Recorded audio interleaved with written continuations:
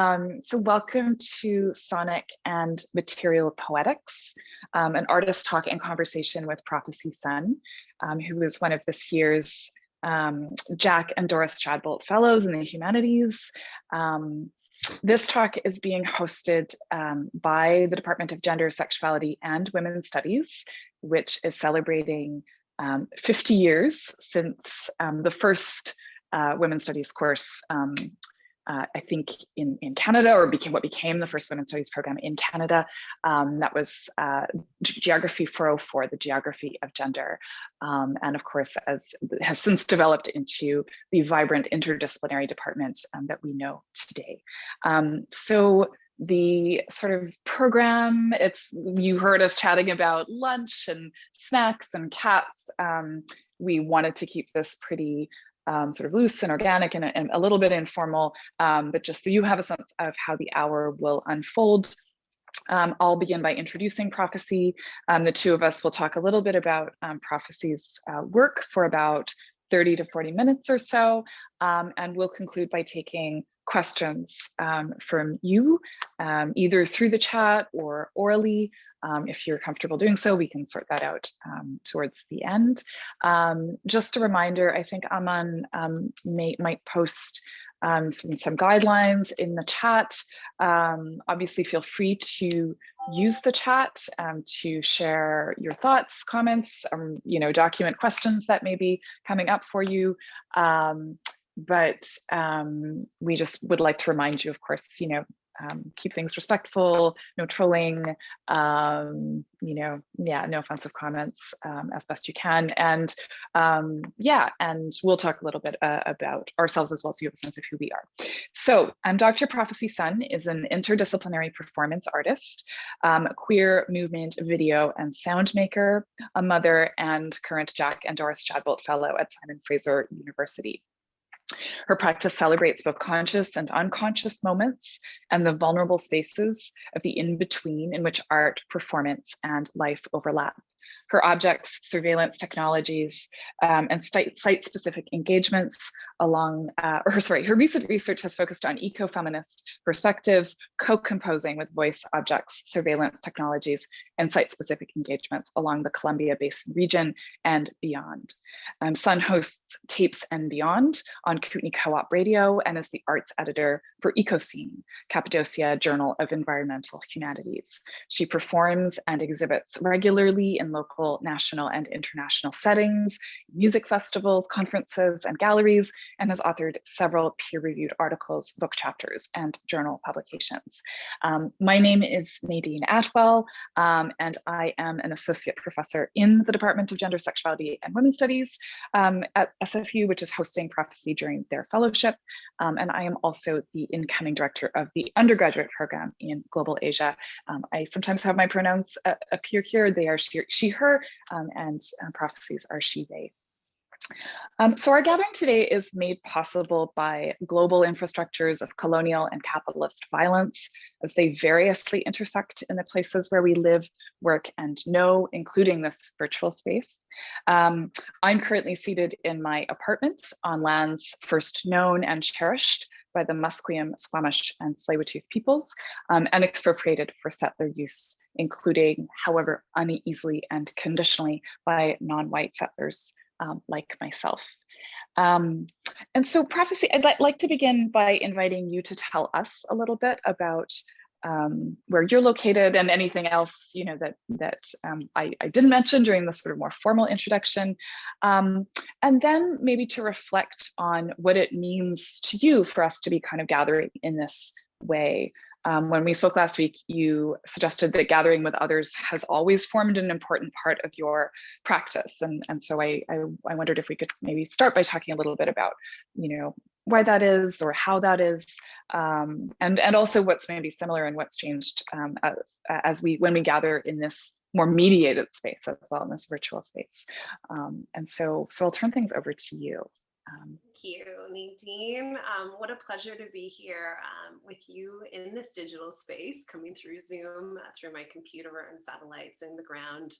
I am currently in Vancouver on the unceded territories of the Musqueam, Tsleil-Waututh, and Squamish nations. And I have been, for the last 2 years, I have been with my family up in Nelson on the ancestral territory of the Sinixt and Yakanuki Lower Kootenai Band peoples.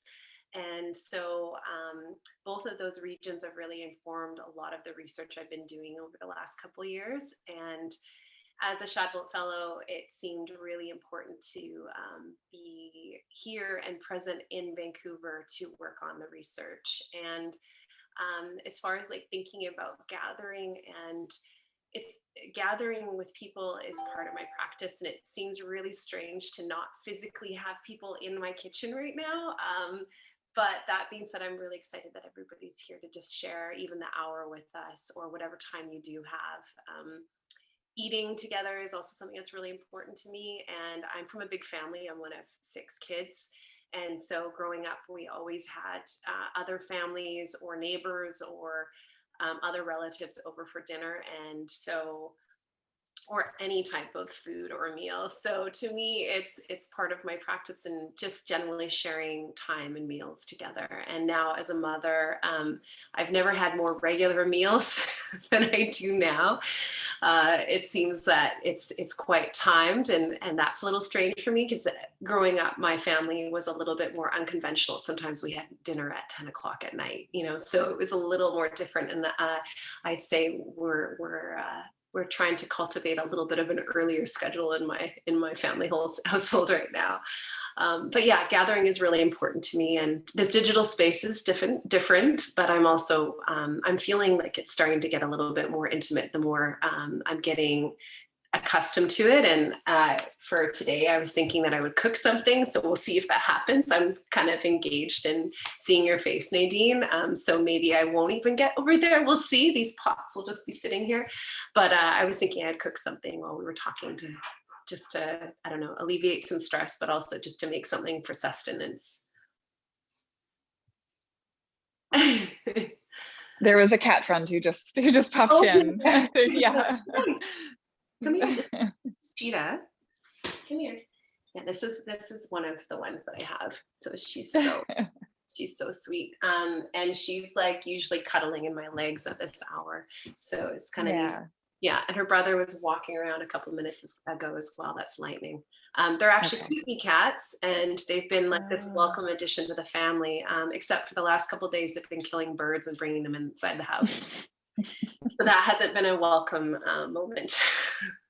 Yes, different forms of gathering and sustenance that have to think about and deal with.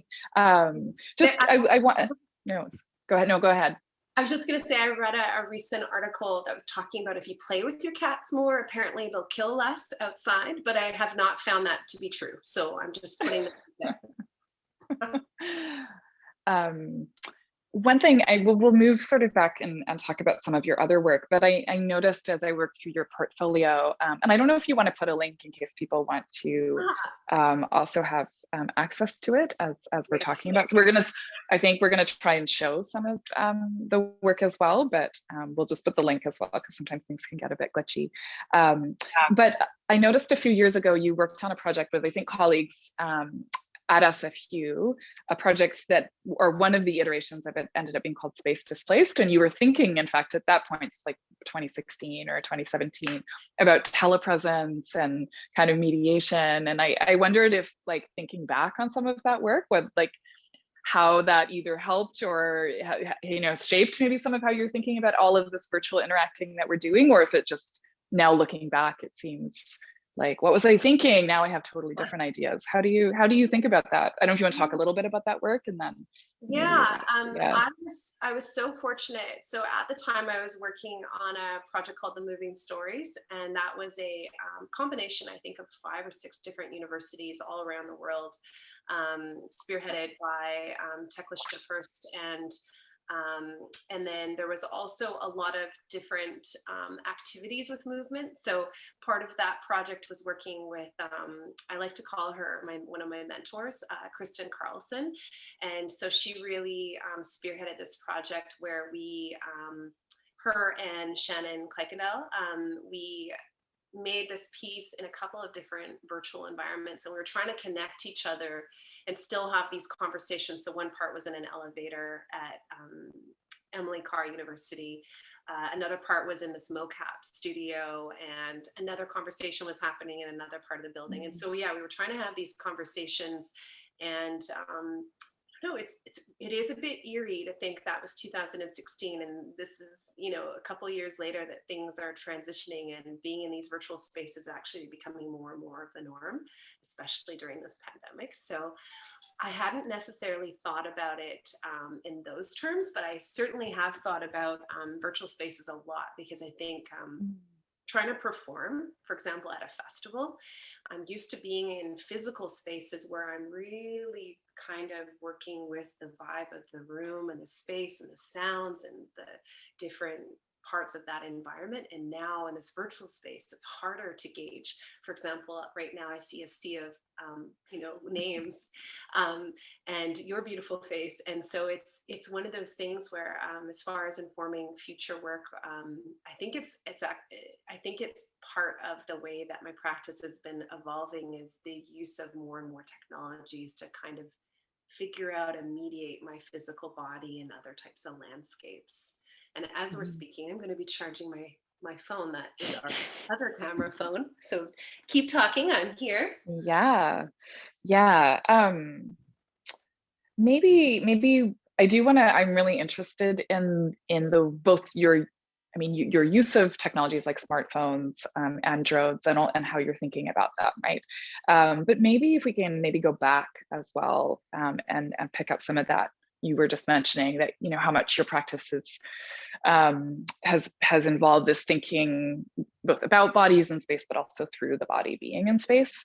So some of my favorite earlier works of yours are pieces like Cupboards, and Domestic Cupboards, and Dinner for Four, and also I think Traces of Motherhood. And I think it's because, and I think hopefully we'll get to see some of them in a moment, but I think it's because they're phenomenological, in Sarah Ahmed's, what she calls improper or queer sense of her practice. I'm just going to quote from her work here: a practice that takes as its starting point the lived experience of inhabiting a body in space, or what she calls quite beautifully the intimacy of bodies and their dwelling places. And this is from Queer Phenomenology. And this is an ongoing concern and method of your work. And I wondered maybe if you could just say a little bit more about this, what I think is a bit of a through line in your work. And I don't know if you want to sort of maybe show us a couple of these projects as well. Well, maybe to start, maybe I should just show one of the pieces, if that would work. Let's see if we can get one of them up. Thinking about, I love that you're bringing up this notion of like queering a space, or thinking about the domestic space as other, or like as a body moving in a space, because I feel like my the first response I have is coming from my body. And so thinking of that embodied way of just even starting a process of working through a piece, it's where I'm coming from to begin with. And in the piece Cupboards, I was negotiating my new relationship with Darren, and part of that process was trying to understand how I fit or situated myself in that relationship. And so it seemed really important to climb through his cupboards, and to really, all the tensions that existed in that relationship. And, the piece is like a negotiation of this whole, the cupboards are ridiculous. And trying to fit my body into these really tight spaces,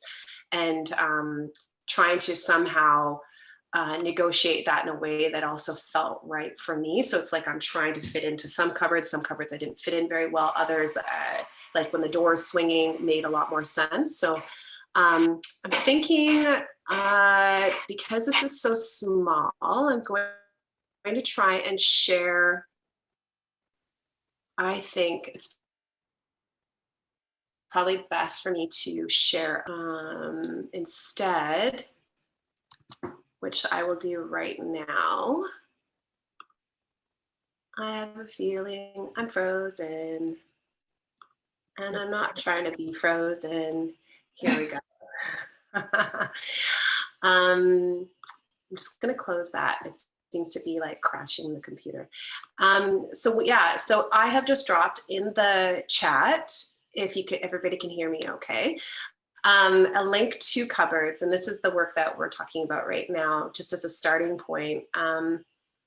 Thinking about that domestic space really, to me, is really important. Thinking about just that domestic sphere in general. I think it's, as becoming a new mother, that became even more apparent to me. And so years later, I actually made a piece called Domestic Cupboards, which is an ode to that earlier work of climbing through his first set of cupboards, and then this new set of cupboards that I had with the children. And yeah, so it's, I think the only place it really can start is through my body, and seeing how I feel and how I move and how I respond to what is in front of me and around me. And I think that's really starting to inform, as you were mentioning, the piece Traces of Motherhood, where I'm out in a landscape that feels like it's never ending. And my daughter is with me, and it's actually one of the only pieces that she's physically in. Even though I feel like I make odes to her earlier in, when you're talking about Dinner for Four, those pieces with the high chairs. But by the way, those pieces were all so much fun to make. Mm-hmm. And really, I did feel like it was there was a sense of cathartic, like body memory, but also like getting through my feelings, physically working through them in a way that actually made sense. Yeah. Do you want to put just the links to each of them? Yeah, Dinner for Four. People can sort of, you can click through from prOphecy's site. There's a projects kind of menu, I guess. And yeah, Dinner for Four is, I really enjoyed Dinner for Four. I think that pleasure and that delight really comes through. It's you and a collaborator whose name I'm not remembering. Working with, are they sort of like, they're like old like vintage high chairs kind of, and that you're old high chairs. And yeah. I had this like I saw this post on Facebook Marketplace, and there were these cupboards. I mean, so there were these high chairs that were, there was a place on Commercial Drive that was closing down, and I basically was like, I have to get over there right now. Like, I need these high chairs. And my partner was like, why do you need a whole bunch of high chairs? And so I arrived, I think, with 6 or 8 of them. I just started putting them in the car, trying to put them on the roof, and drove them and put them in my front yard. And then I had this vision in my head of working on this piece with my colleague Mireille Rosner. And so her and I then started doing these little labs where we would start playing with them. And she was a new mother and I was a new mother, and all of our experiences just trying to negotiate that. So the babies would be on a pillow because they were very, very small when we first started that project. They would be kind of like cushioned. And then we would start playing with the high chairs and recording the labs. And then it was just so wonderful to do that. And again, not be too precious about it, just play. But yeah, it was a really, really, really fun opportunity to also just to play with another mother. Yeah. At the time, because I don't know, it was new for me, and just having the opportunity to do that with her was really exciting. And then we actually took and we performed a piece of that at the Toast Collective, which is a local place here in Vancouver, and that really informed another piece that her and I did later on at the Surrey Art Gallery, where we were kind of improvising with some different objects in the space there. So it's yeah, I think that's another part of my process, is just trying to play with things and different objects and different materials and see what comes out of it. And in this case, every time we played with the high chair, something new happened. Yeah, and sometimes you're climbing on them, but you're also like moving them or moving with them, or you know, in this, people should watch the videos. They're short and they're, but one of the things that strikes me about that, it's play and I don't want to set up a binary, but there's a sense also of like it's effort. There's a kind of physicality and difficulty as well, and of moving, you know, with and against and through the chairs. And and so I'm sorry, that's not, I think that's not separate from play, but it's an aspect of what you show through the play or as part of the play. Yeah. Definitely. I think when I say the word play, I don't mean it as like giddy laughter play. I mean, that happens sometimes, but Yes. other things are about just like trying things. Again, that goes back to those at the piece with cupboards, you know, again, I mean, some of those shelves and areas, there's no way my body could really fit in those, but I was trying to squeeze myself through there. So I think it's more like an opportunity to just try things. Maybe I should try that word instead of play, but trying different things. Yeah. And maybe, and that's, I think, an aspect too of Traces of Motherhood, which, you know, and I don't know if you want to describe that project for people, but one of the things as I read about it before I watched the video, and one of the things I was again struck by was both that sense of like holding on to the balloon, you can see the pinch, but also then how effortful it is, or at least sometimes in certain landscapes or under certain kinds of weather conditions, to carry those balloons around. But do you maybe want to talk a little bit about that piece? Thinking of, I mean, weather balloons are just like this insane material that when you think about just the trajectory of, or even the development of using weather balloons, I mean, they were used to go up into the sky, into the atmosphere. They've been used as sounding balloons. They've been used as all these different types of things to negotiate and, like, you know, take aerial photographs. And you know, there's a real like development in the late 1800s of having all these balloons go up into the sky. And so when I had my daughter, a couple of months later, I had this dream about working with a weather balloon, and so just like this big orb. And so the only thing that felt like that would be it was this weather balloon. So I started off with like a smaller, I think a 4-foot size one. And then I started experimenting with bigger ones. And I was playing with them in indoor spaces to start off with, which seemed really controlled. And I had, again, my daughter, she was very, very small, and playing with that. And then I started to move into outdoor environments, which was super uncontrolled. And the balloons started to pop, and then I had to get bigger balloons, and then I got bigger balloons. And so there's a series of works that I have that I did throughout my master's that I started playing with the tension of wind and air and breath, and thinking about these tensions in relation also to motherhood.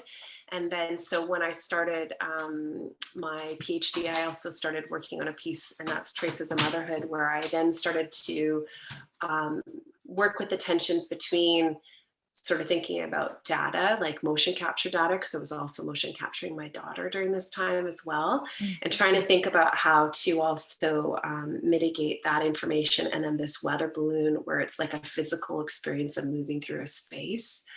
So it's been an interesting process, and I'm still working with inflatables right now, not just necessarily weather balloons, but now I'm opening up that realm to other things that float and move and shape. But yeah, that piece is really magical to me because it was the first one with my daughter in it. And also there's something really, I was also pregnant with my second child, so I was 7 months pregnant. And so yeah, there was like this sweet, I had to be very gentle in my movements, yet at the same time be very purposeful, because the balloon would fly away if I wasn't holding onto it and grasping it. So there's something, again, there's that tension of like very soft and very dramatic movements, and also maybe a sensibility of a freedom, yet also a tension in the fact that I knew I had to still be contained within a certain level of movement and motion. And yeah, the sound also with that piece is it takes, there's like a more softer approach, I think. Yeah. Yeah. And Rima, we just have a comment from Rima here that it's the best metaphor for motherhood I think I've ever heard. So Aw. yeah, speaking to the work that you're doing in that project. I have a couple of different, I mean, we're sort of, yeah, I have a couple of sort of related questions, and maybe like you can Keep sort of asking just them. put them I'm out grabbing there. my charger as I'm listening. Yeah, I'm just grabbing my charger. yeah. So one of the things I think you acknowledge this in some of your own sort of writing about traces of motherhood, but I think it's just evident from engaging with your work that how much the vocabularies of dance, different dance traditions, and other bodily practices, right, of movement and expression are touchstones of your work. And so I know that you drew on Butoh in working with the weather balloons for traces of motherhood. And so I have one question, which is about the place of sort of dance and other bodily kind of practices and physicality in your work. You've talked a little bit about that already, but I'm always interested to hear more about dance. And I know Shani is here and is also interested in dance. But you're also a sound worker. So you're a musician and sound, which I think you do a lot of the creation engineering work for your own project. Sound is really, really important to many of your projects.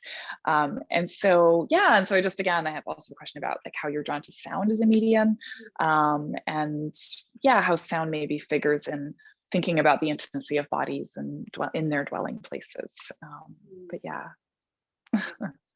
Great questions. Let's see. Thinking of so I'm a very physical person, and when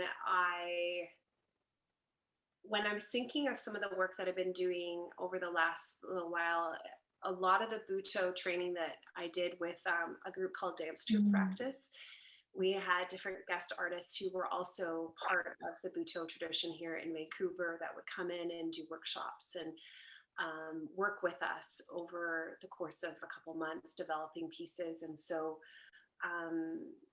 the Butoh work is really, to me, is so expressive and so freeing, and I love the way that there's metaphors and shaping and other, like the image of like a swamp in your belly, and fields of grass on your back, like there's imagery associated with each of the movements, and how there's a sense of really channeling how you're moving in a way that feels really embodied, but it's also incredibly sensitive to what is happening around you in a way that also feels very inner and outer. And so with Butoh, I feel that for some reason, that and contact dance just really seem to work a lot with the way that my body likes to move. And so I feel like that's been informing a lot of the different works that I've been making, have been almost iterations or parts of some of that training.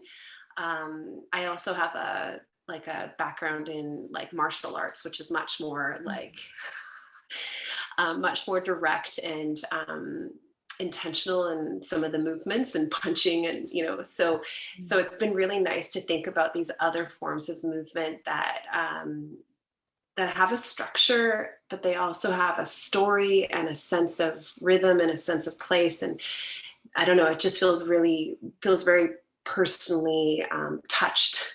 And thinking about sound, yeah. So I like to work in a lot of different mediums. I don't know if it's just the way that I am. It probably is informing a lot of the different works that I make, but sound is one of those things that is very intuitive for me. It feels a lot like movement. It feels like when I'm working in other mediums too, some things just, you hear something and it starts off a conversation or like a seed that then starts to grow and grow and grow.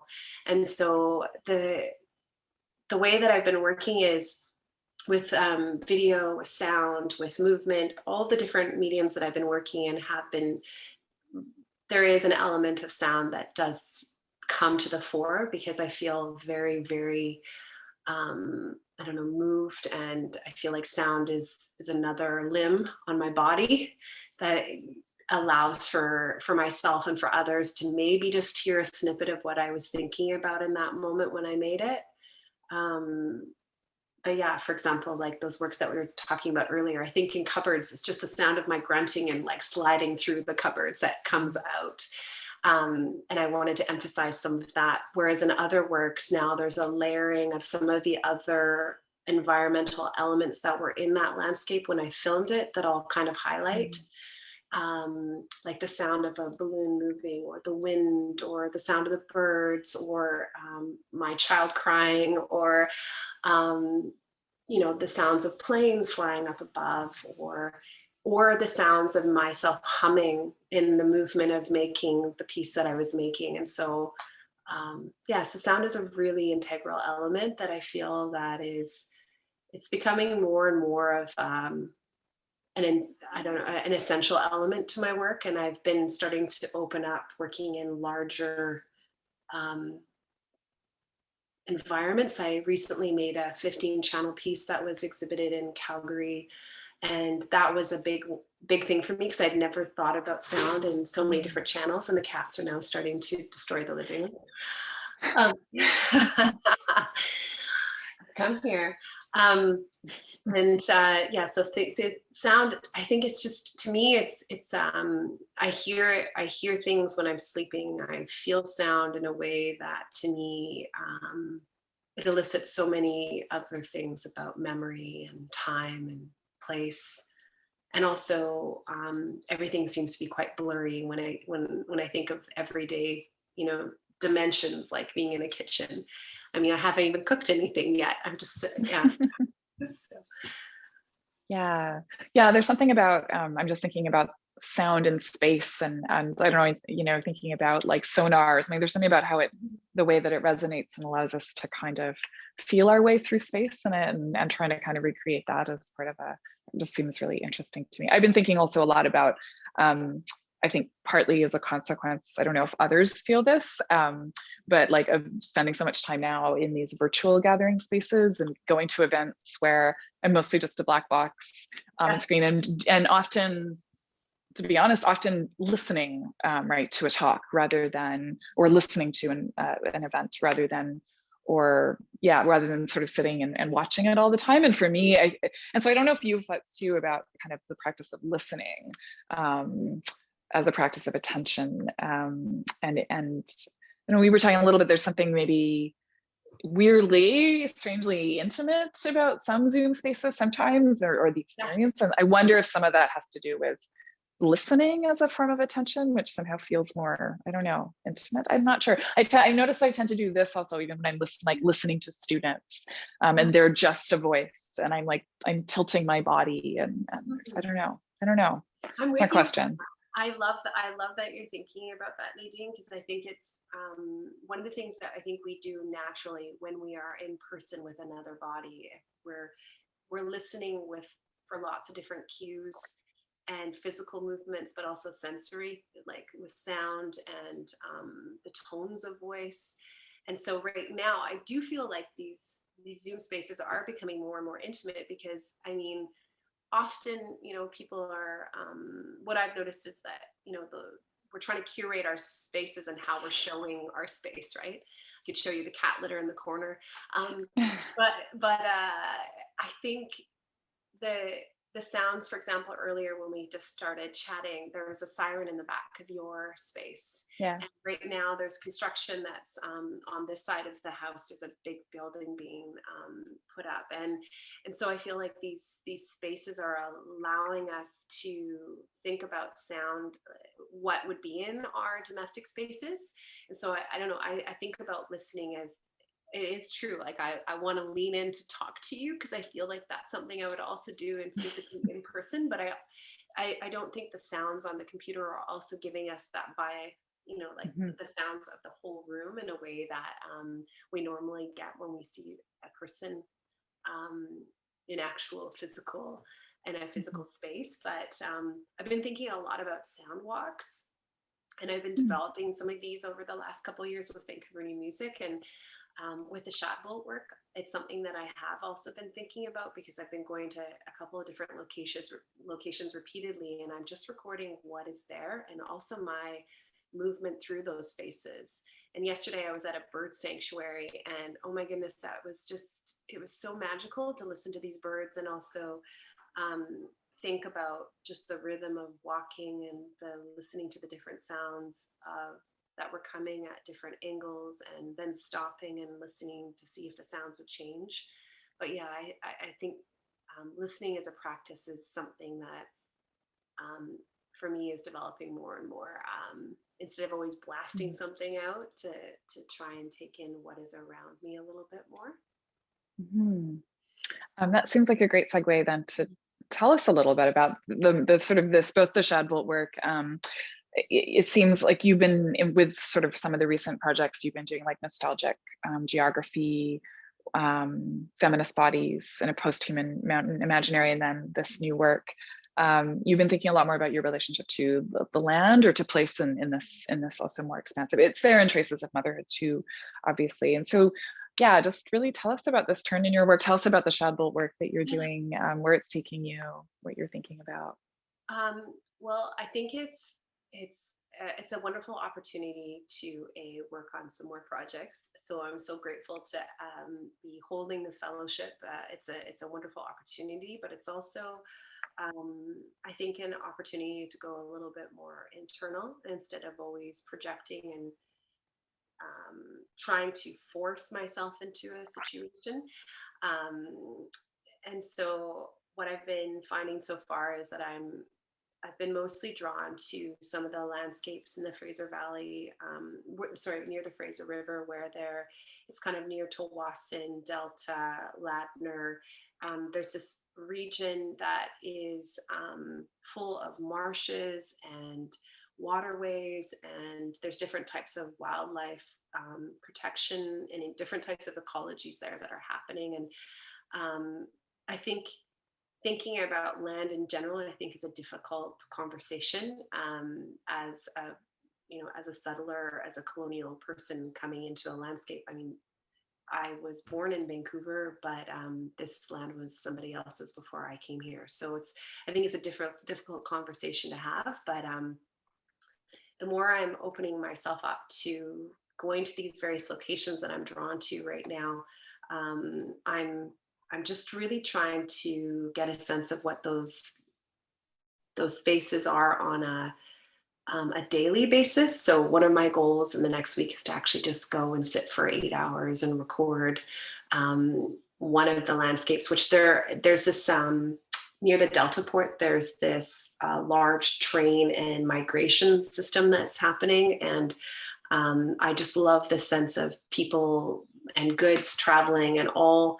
And by love, I mean, there's also a lot of difficulty around that. So I'm thinking about all of the complexity of that notion of migration. But I've really been enjoying just sitting and listening to these trains coming and going. It's almost like they're breathing like bodies, or the way they're moving, and they have a rhythm that feels almost like a domestic space, like this is the space that they move in. And so it feels quite intimate to be there and just be listening to these trains with different workers that are trying to change the tracks to move the next caboose and the next train onto the next track. But one of the other locations, as I was mentioning earlier, I went to the bird sanctuary yesterday, and if anybody hasn't been there, I really highly recommend it. It was really beautiful just to be around a space where, I don't know, there weren't cars. I could walk around and feel like there were birds that were just sitting in the middle of the pathways, and they weren't moving, and they were just there. And so you kind of had to like mitigate and move around them as you were going by. And I loved that. I loved that that was their space and I was coming into that space. And so, I think I'm just trying to learn to walk a little bit softer and calmer.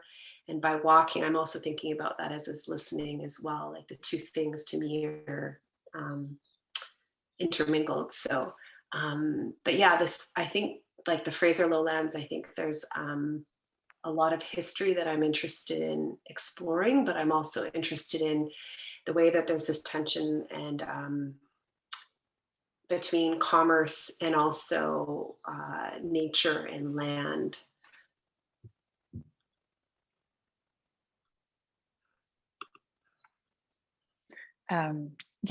That sounds, I mean, I love that spending time too with the way that there are these sort of landscapes that are layered on top of one another and interarticulate the train, the birds, including sonically. Can you talk maybe a little bit about? I want to ask because I want to leave time also for questions from the audience. So maybe I sort of two questions. One is about, do you want to talk a little bit about the place of different kinds of technologies in this work, right? So, some of the difficulty, like I think about your work, I don't know if you're working right now, some of the recording work that you're doing is with drones, but you have been working quite a bit with sort of drones, with drone technologies, and also with the smartphone. And I was really intrigued, by the fact that you really emphasize that you are iPhone, I have, there's like, not videographer, but like a smartphone-ographer. Yeah. Yeah. And so these are technologies that, as you note, right, in your kind of statement, these are technologies with their own histories, right, of implication in local and global projects of expropriation, extraction, control, surveillance.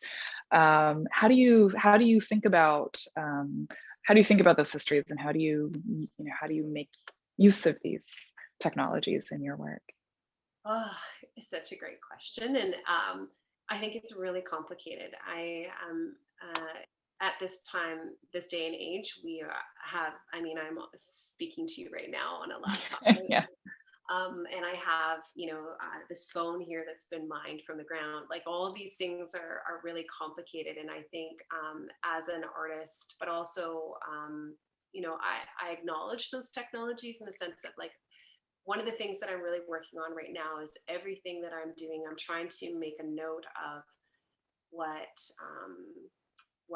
brand, what technology, how it's being used in the work, because I think each of these things are part of the thing that is allowing me to make the work, and so it needs to be given an acknowledgement. And I mean, it's tough because, yeah, it's a very complex subject, and then you throw in the whole notion of being a mother and being able to work on the go and to not make large productions that will take hours to set up, that it has to be something that has to be transportable in my pocket, basically. So I think I've been utilizing this sense of at least utilizing these technologies in a way that, to me, helps me mitigate some of my understandings of the world, but also highlighting the fact that I'm using them. I think it's really important to acknowledge the technologies I'm using, and at the same time, it's what's available. There are a lot of things I have been thinking about. For example, in the Shadbolt work is so I'm recording sounds right now, and one of my goals is to actually take that library sounds that I have and compose some works, but then bring them back to that actual landscape where I took the sounds from, and to have those sounds live in a different way back in the landscape that they came from. So it's a complicated thing to think about, but I really appreciate you bringing it up, because I think you can't move past it because we're in that space, but at the same time, I wouldn't be able to do the things that I'm doing without them.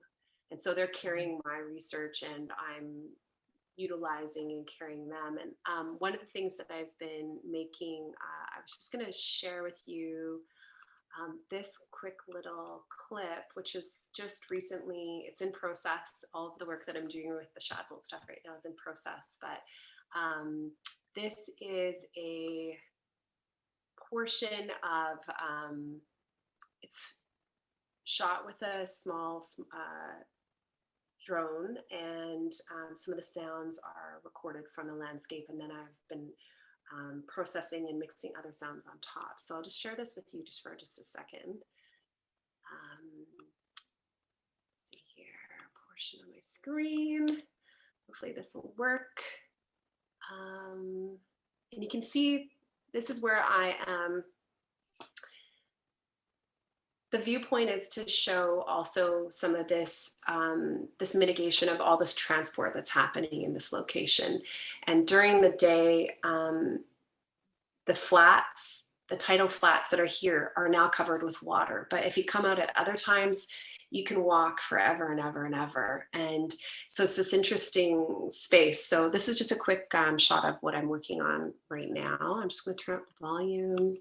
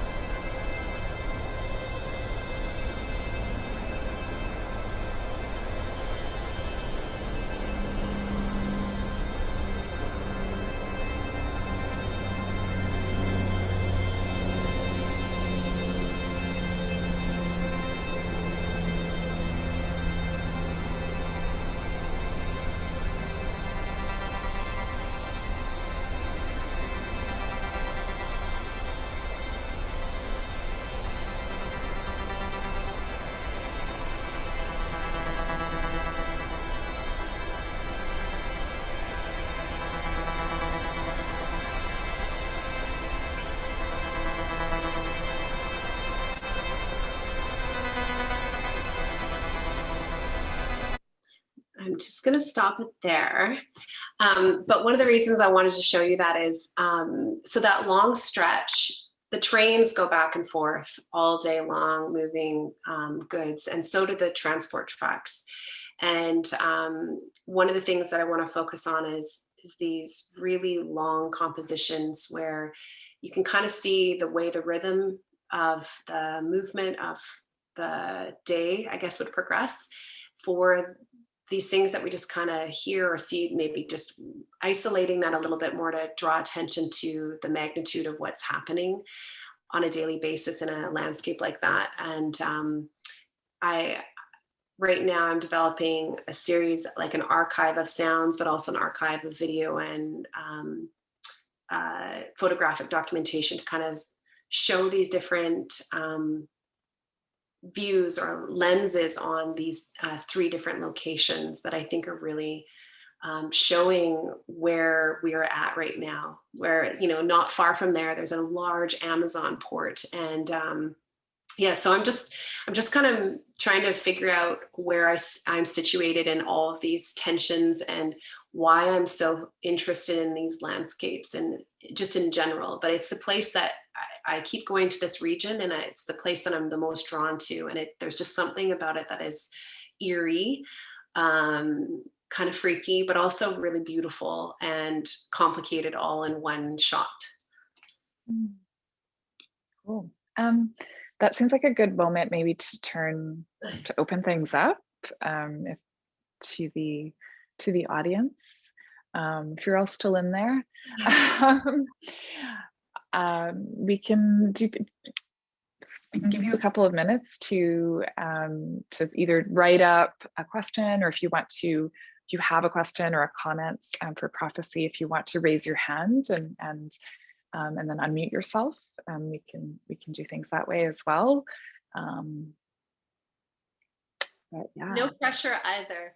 I just love that you're all here with us and spending some time with us and talking a lot about hypothetical things at this point too. Oh, yeah, I'm Shani.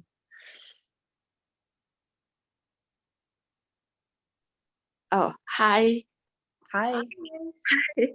Thank you so much for the talk. So my question is really more of a logistics. Congratulations on earning your PhD this year, and you're such a multidisciplinary artist. So my question is simply, how do you do all that? And also you're a mother. You talk about, being a mother, and it's just really humbling. To know that one can wear so many hats at the same time.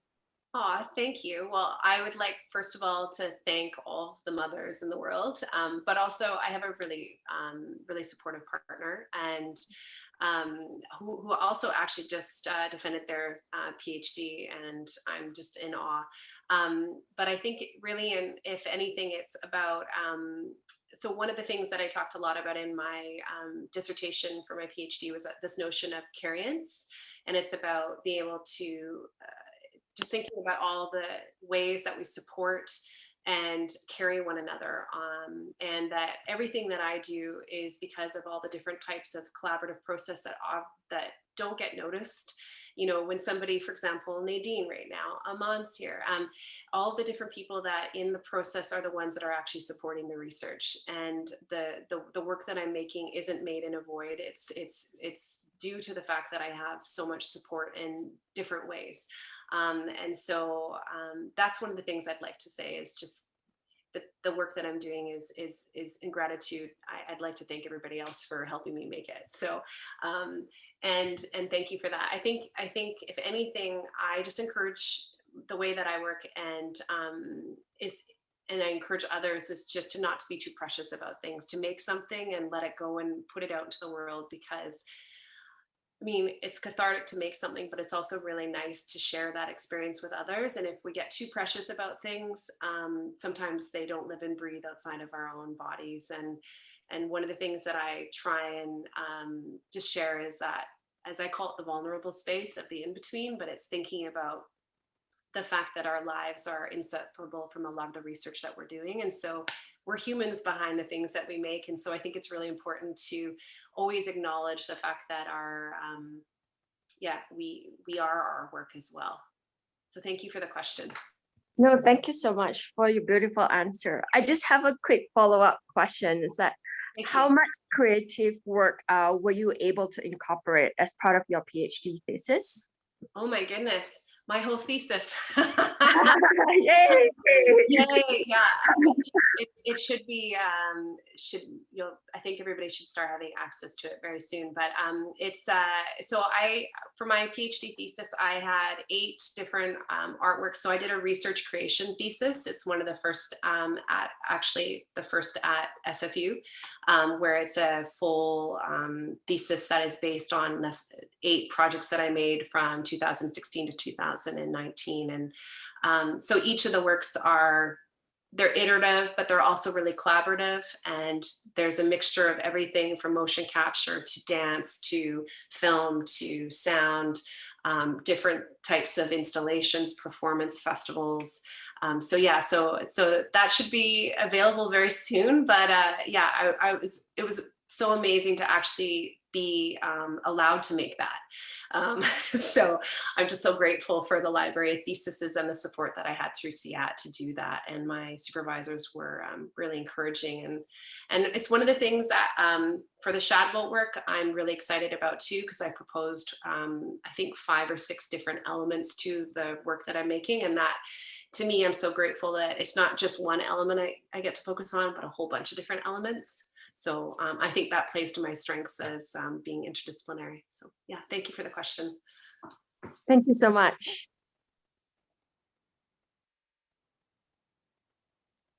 I think we have time for maybe 1 or 2 more questions or comments. Others want to, or just even request to talk more about your work. Well, oh my goodness, Tina, how much cooking did I get done?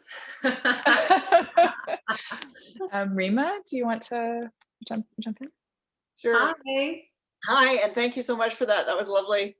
Thanks. You triggered so many different ideas and thoughts, but the one I wanted to kind of share, but I was worried. I was putting it in the chat, and then I became self-conscious about sounding too ableist. So what I was going to put in the chat was that my father, who's elderly, has hearing loss, so he has to wear hearing aids. But one of the things that we noticed that gave us a clue on what was going on is how isolated he became as he was losing hearing. And so with your emphasis on soundscapes, I think that's really interesting, the connection between sound and isolation. And I'm just wondering if you had some thoughts on that or how that informs your work. Oh, great question. And thank you for sharing that personal story. I think, one of the things that I try and approach things is from a lot of different angles. And so when I think about a work, I try and think about the environment that it's going to be shown in, the space, how the sound or the video or other things will reverberate off of surfaces. how the light will be. So I try and think about things from a very like, I'm trying to think if circular is not the right word. Somebody else jump in with a good one here. But I'm trying to think about it from a lot of different sensory engagements. But for some reason, sound seems to be the one that recently has been a little bit more forefronted to me. But I also feel that other elements, I'm also, depending on the work, I'm also trying to forefront as well. Because as you were saying, you know, if somebody doesn't have the same type of hearing, the same type of physical movement, or the same type of interaction. So for example, like showing a work really low to the ground, that's not everybody's going to be able to engage with the piece that's on the ground if they're looking at it in a gallery or out on the street. So I try and think about pieces and showing work in a lot of different ways so that there's still a level of engagement for everyone that is able to experience it. And I think this virtual space allows for both sometimes. But yeah, sound is a funny one for me because I feel like I'm starting to lose some of my sight. I actually just got my first pair of glasses, which to me is really funny because late at night, thank you, Thesis, I recently realized that things are just starting to get just a little bit hazy when I'm really, really tired, but I still have 20/20 vision, but apparently my eyes are I am just noticing I'm not able to see the crispness when I'm really, really tired. And so I've been thinking a lot about sight. I've been thinking a lot about just different types of levels of awareness with pieces. So yeah, thank you. Yeah. We're at 1 o'clock. If there's one maybe final question or thought, we can squeeze it in. But maybe I can just ask to wrap up. I'm interested in this question of kind of process, and it seems to me that your work is quite processual, even in its kind of finished, you know, stages. But do you want to talk maybe a little bit of what you see, where you see the process for the next kind of few months? Is our form starting to come into shape for you as you think about these multiple elements? But yeah. Thank you. And thank you for those who have stayed and for those that are leaving. Thank you. Process is really important to me. I just feel like I'm always just sharing parts of my process. And so finished work to me is part of the process. To me, nothing's really ever finished. That's maybe why I work so iteratively. But for the next little while with the Shad Bolt, I'm, as I alluded to earlier, I'm building a library at like an archive of sounds right now. My goal is to have probably around 100 sounds that I've captured from each of the locations that I can draw upon to then start composing and building an actual album of sounds. And then in the same process, in the same vein, I'm also building a library of audio, of visual material that will support that. But I also want to showcase that in its own installation of some sorts with the work. So again, coming at this a bunch of different ways to show variations on each of these different landscapes. And I just finished a book chapter where myself and co-authors were bringing up this notion of an embodied cariance to build upon this notion of collaborative processes with these landscapes, and walking and thinking about sound as this embodied experience. And so right now, and then I'm also going to be putting together an artist catalog of the work that I've made and releasing the album to the world, and also to these locations where the sounds were originally from. And right now I'm just kind of torn whether or not that's going to take a cassette or some other way of those sounds living back in that space. So I haven't figured that part out yet, but that's as far as I've gotten so far in this process. But yeah, I'm pretty excited, and I'm looking forward to where things are going to go. Yeah, well, I hope that we get together at some point to experience these installations, perhaps with more than 1 or 2 people at a time. But thank you so much for sharing your work and your time and your energy with us, prOphecy, and thank you to all of you as well for coming. And you, I think it's, for those of you who are in Vancouver, I think it's going to start raining this weekend, but I hope you have a wonderful weekend.